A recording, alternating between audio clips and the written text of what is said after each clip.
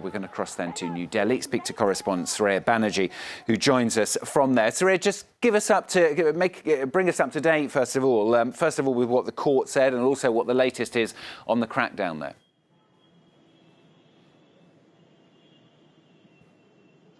Yes, so the court, as you said, has refused to stay the citizenship law for the moment. It's waiting for the government to respond to these constitutional challenges that human rights activists and lawyers have put before the court. So the next hearing will be on January 22nd. So for the moment, the citizenship law stays as is. As you mentioned, it's triggered widespread protests across the country. It's been called anti-Muslim in most of these protests. Last week, they were triggered off last week when this bill was passed through Parliament. In the state of Assam and other northeast states, there were protests because they were worried about a huge influx of migrants, particularly from Bangladesh, which they fear will change the demographics of the state and dilute local culture.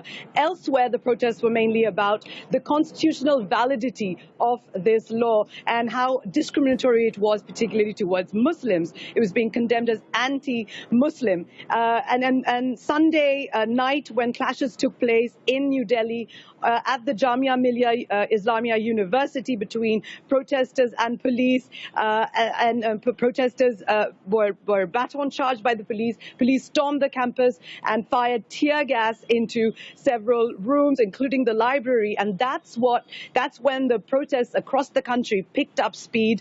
The very next day, there were protests across 22 campuses and citizens' protests in various cities, particularly in Delhi, at the iconic India Gate. And this is all because people want to challenge the constitutionality of this latest Amendment Act.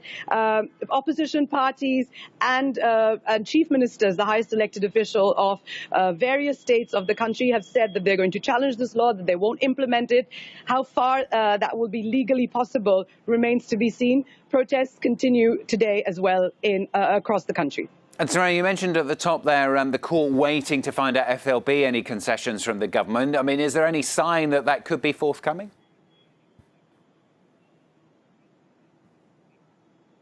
For the moment, the government remains defiant. Amit Shah, who's the Home Minister from the ruling nationalist BJP party, who tabled the bill in Parliament last week, has said this is not a discriminatory bill.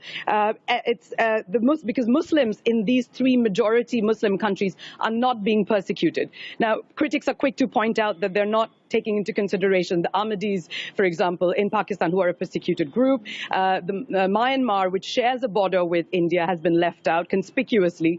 And in fact, the Indian government has gone to court to try to deport Rohingya refugees. They don't want any Muslim refugees to seek, to come to India. But Amit Shah remains defiant. He said yesterday that both my government and I are firm like a rock, that we will not budge. In an interview with a local news channel, he said he's confident the amendment will stand up to legal tests.